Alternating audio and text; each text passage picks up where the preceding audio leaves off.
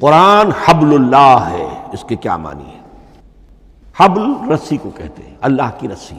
اب یہ ہمیں لفظ ملتا ہے حضرت علی رضی اللہ تعالیٰ عنہ کی روایت میں، هو حبل اللہ المتین، ترمذی میں یہ الفاظ موجود ہیں، حضرت علی سے منقول ہے رضی اللہ تعالیٰ عنہ، یہی ہے اللہ کی مضبوط رسی۔ کیونکہ قرآن مجید میں آتا ہے وَاعْتَصِمُوا بِحَبْلِ اللَّهِ جَمِيعًا، تو حبل اللہ کون سی ہے؟ اللہ سے اب اس کے دو پہلو ہیں، ایک تو یہ کہ یہ اللہ سے جوڑنے والی ہے، تقرب اللہ کا ذریعہ ہے، دوسری طرف یہی قرآن جو ہے حبل اللہ اس معنی میں بنتا ہے کہ مسلمانوں کو باہم جوڑنے والی شے۔ وَاعْتَصِمُوا بِحَبْلِ اللَّهِ جَمِيعًا وَلَا تَفَرَّقُوا، حبل اللہ کو مضبوطی کے ساتھ تھام لو، سب کے سب جمع ہو کر، یہ تمہیں تفرقے سے بچانے والی شے ہے۔